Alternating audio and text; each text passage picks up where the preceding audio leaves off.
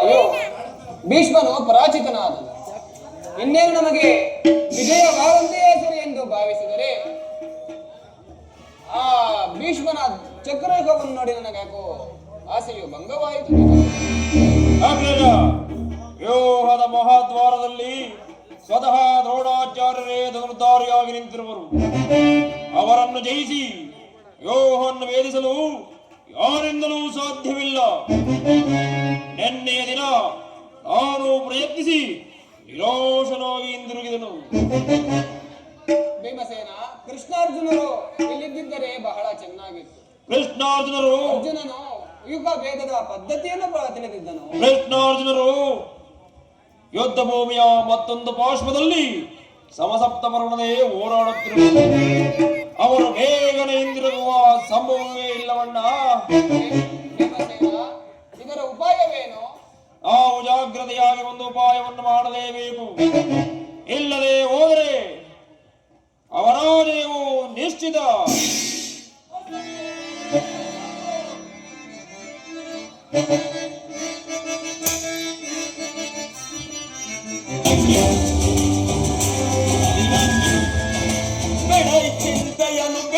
ಚಿಂತೆಯನ್ನು ತಡವ ಮಾಡದೆನಗೆ ಕೊಡುನಿ ಅಭಯ ಪುತ್ರ.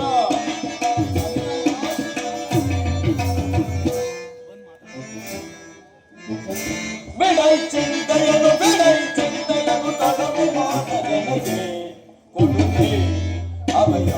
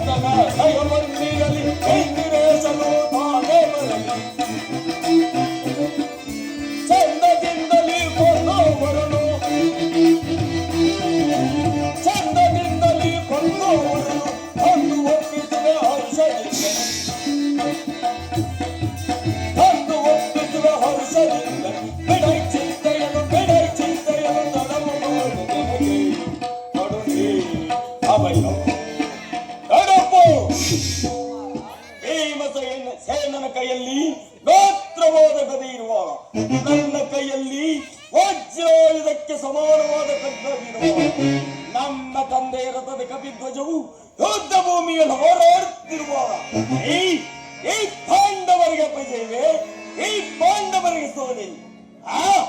ದೊಡ್ಡಪ್ಪ, ಈಗ ನಮಗೆ ಬಂದೊದಗಿರುವ ಅಂತಹ ಒಬ್ಬತ್ತಾದರೂ ಏನು ದೊಡ್ಡಪ್ಪ?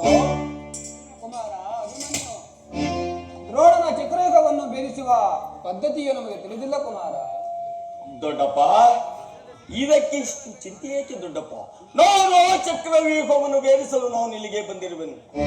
ನನಗೆ ಅನುಮತಿಯನ್ನು ಕೊಡಿ, ನಾನು ಚಕ್ರವ್ಯೂಹವನ್ನು ದೊಡ್ಡಪ್ಪ. ಬಾಬು ಅಭಿಮನ್ಯು, ಬಾಬು, ನಮ್ಮ ಕುಲದ ಗೌರವ ಸ್ವರೂಪನು ನೀನು. ಕುಮಾರ, ಅಭಿಮನ್ಯು, ನಿನ್ನಿಂದ ಈ ಕೆಲಸವು ಆಗದು ಮಗು. ದೊಡ್ಡಪ್ಪ, ಹಾಗೆ ನಾವೆಲ್ಲರೂ ಜೀವಿಸಿದ್ದು ನಿನ್ನ ಅಸಾಧ್ಯವಾದ ಕೆಲಸಕ್ಕೆ ಕಳಿಸೋದು ಲೋಕಾಭಿಮತ ಎನಿಸದು. ದೊಡ್ಡಪ್ಪ, ನಾನು ಚಿಕ್ಕವನಾದರೂ ನನ್ನ ಜೀವ ಜ್ಯೋತಿಯು ಚಿಕ್ಕದೆಂದು ಭಾವಿಸಬೇಡಿ.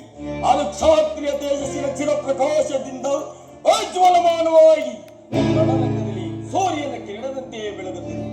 ಆದ್ದರಿಂದ ಈ ಕುರುಕ್ಷೇತ್ರವನ್ನು ಬೆಳಗಲು ನನಗೊಂದು ಅವಕಾಶವನ್ನು ಮಾಡಿಕೊಡಿ.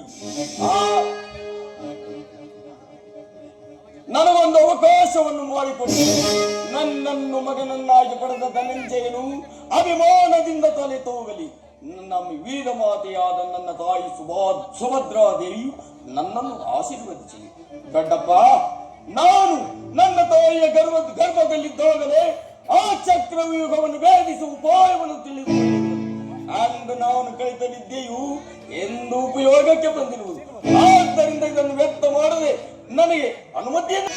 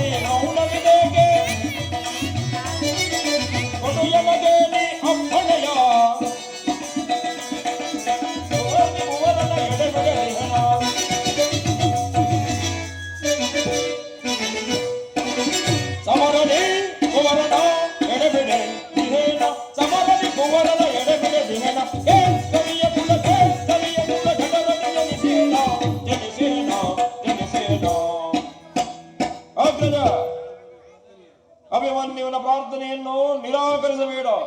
ನಾನು ಸೈನ್ಯ ಸಮೇತನಾಗಿ ಹೋಗಿ ಅಭಿಮನ್ಯುವಿಗೆ ಸಹಾಯಕನಾಗಿ ನಿಲ್ಲುವೆನು.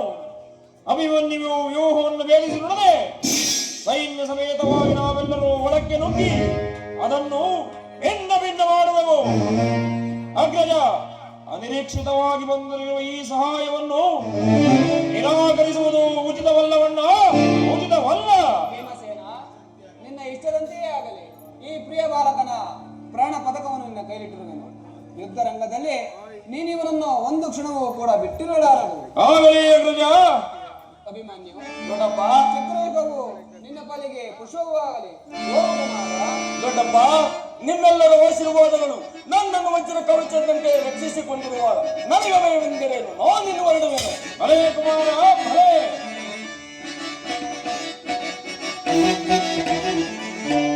ಮಗಂದರಾದ ಗೌರವ ಈ ಕ್ಷಣ ಭೇದಿಸಿ